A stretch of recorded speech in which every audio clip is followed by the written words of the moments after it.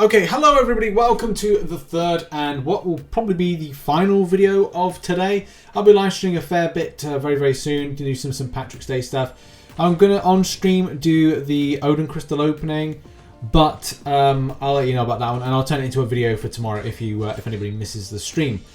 But it's time to go over Odin. This video is going to be like ideas to improve Odin, based on several things, whether or not it's a little bit of source material, but also at the same time comparing this champion against others that have reached that, you know, godly status that maybe he hasn't gone up with. Basically, I'm going to compare him against the likes of Magneto and Apocalypse. More so the Apocalypse side of things because the narrative and creation is very similar, but misses a whole lot when it comes to damage output and several things. So let's deep dive this. Also, I'm going to be referring to some notes which are in the pinned comment and the description. So if you want to either listen on and read at the same time some of the stuff that I'm going to be going off of, which is the, not script, but kind of like a selection of notes and structure, go to the pinned comment or go to the description, wherever I've put it in.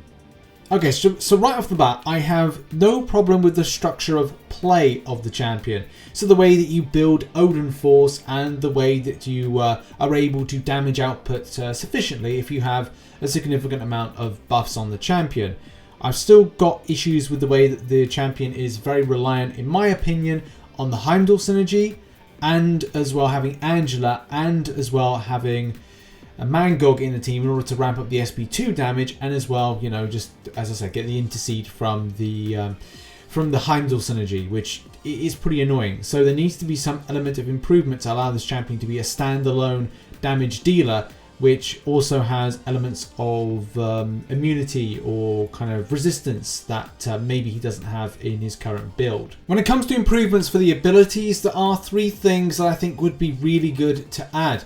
And especially if these are going to interwork with the abilities of the champion, where, let's face it, the more buffs the champion has, the more damage the champion's going to do narrative. It's just a case of, for me, adding persistency in the same way that we would add the Prowess. Main improvements I see with this champion is going to be down at the abilities, and we'll start with here. We'll get onto Odin Sleep in a minute because I've got some...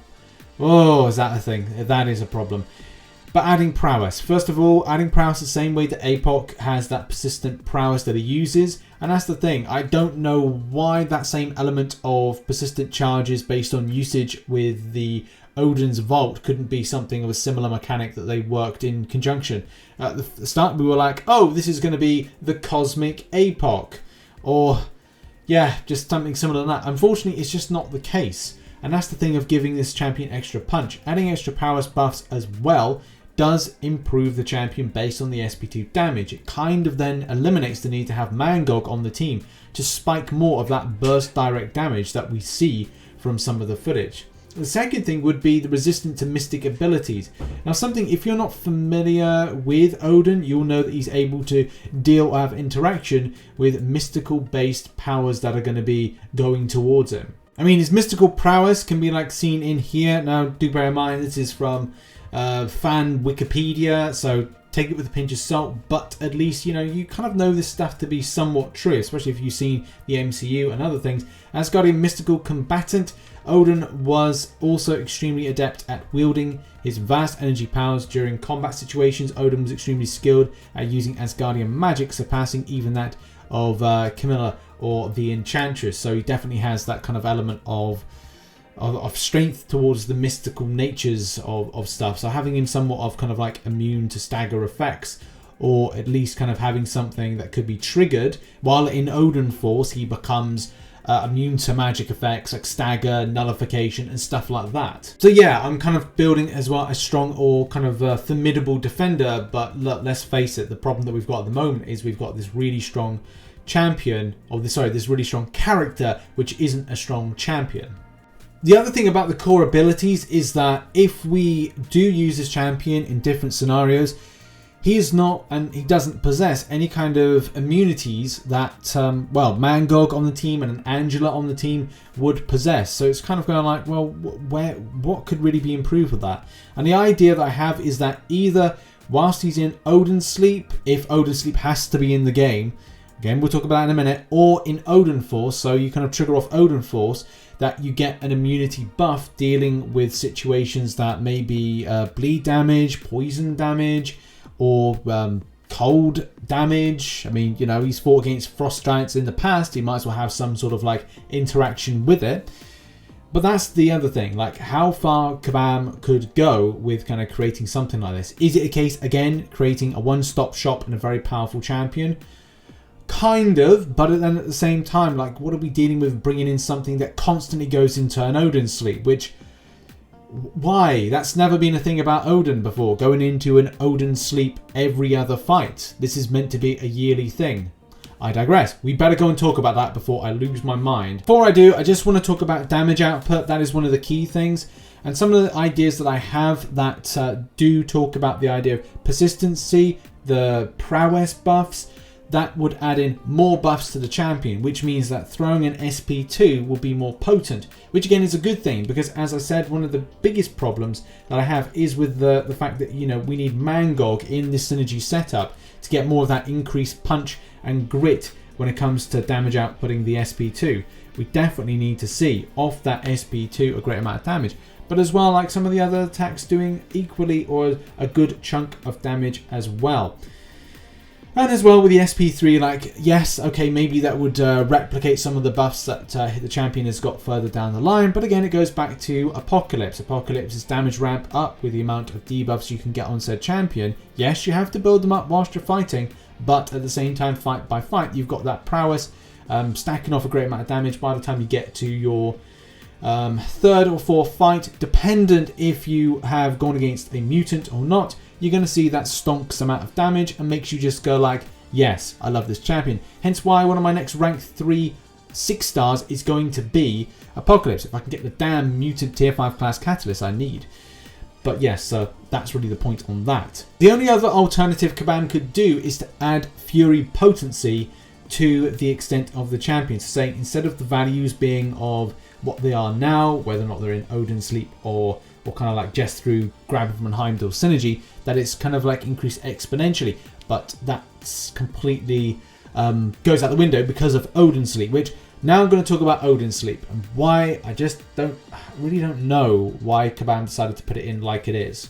So here we go. Let's kind of go through today where I've been like researching a lot of Nordic history and as well Marvel history when it comes to Odin.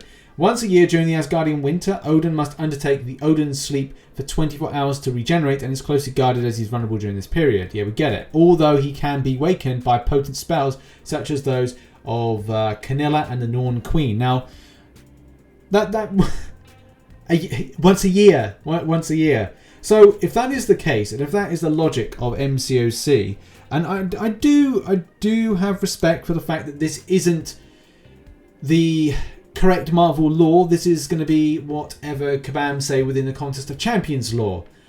But even in the Contest of Champions lore, basically what we are saying is that Odin is going in for an Odin sleep like once per fight, which is technically a year in Asgardian years. How did that work out? So let me just, so a battle in MCOC is equivalent to 1 year of Asgardian seasons. So yes, we go from one fight is an Asgardian winter, the next fight is an Asgardian summer, I want to say, and then the next one is an Asgardian winter again. So or maybe like 6 monthly. Who am I to get that absolutely wrong there? 6 months pass in that time frame between fight to fight. So yeah, it's a bit crazy and a bit weird, so I really don't get that. But yeah, I appreciate the fact that they want to add this in some capacity. I just don't see the need of it because it just seems odd. It's odd. And again, I'm sure the counter argument to this will be, well, they don't have to put everything in the source material in the game. That may be true, but it doesn't really explain the fact that they've done justice to the following champions.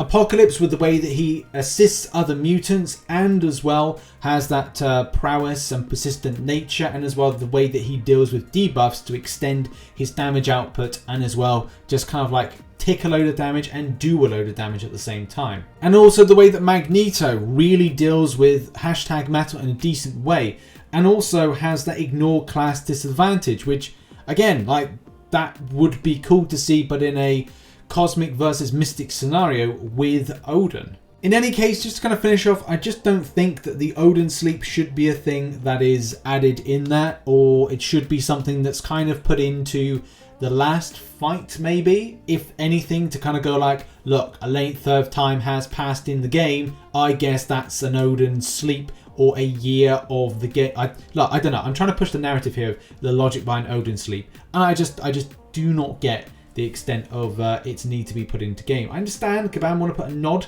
to that, but at the same time, there's very little need to, unless you can add something with a synergy with Frigga. I think that actually would be a better idea. So if down the line Kabam decide to bring in Frigga, is that Frigga would be the protector of Odin whilst in the Odin sleep, creating a synergy that would basically be the Odin sleep and positively affect her in the way that she's able to damage output and be like Odin's protector whilst in sleep. Or maybe have that being a change to the synergy and remove that kind of element from the champion. But in any case, let's go on to the pre-fights, the Odin's Vault. Right, so the Odin's Vault. This is something I feel is a double-edged sword. It's great for other champions, but it has and serves no purpose to Odin himself. The same way, I guess, like, you know, there's some sacrifice with Apoc and the way that he's able to remove his persistency to then technically give the other champions on his team, that could be one of the horsemen, an advantage, or other mutants some sort of advantage. So when it comes to this, the annoying thing about it is some of the stuff that would be beneficial while the champion is in the Odin sleep would be good to give him in order to bump him up if he possessed something like a Fury buff and if he was dealing with that.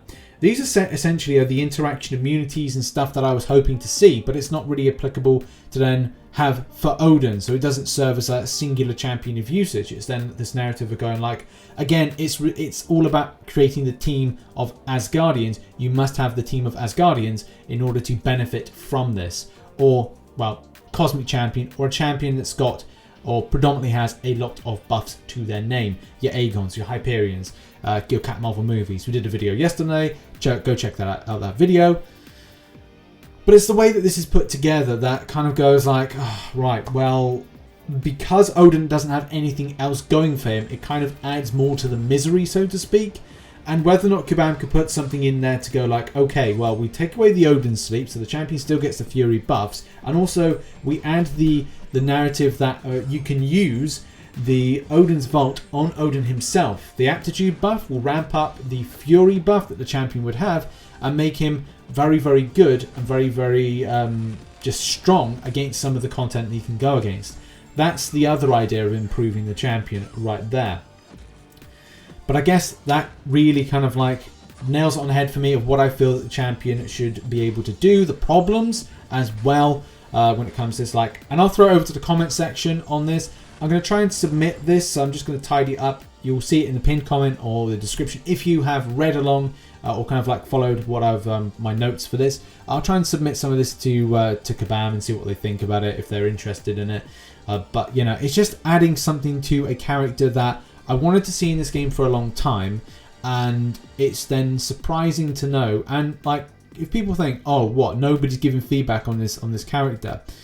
People were giving feedback. Unfortunately, I only had 3 hours prior to this champion being released to actually kind of like play about with it.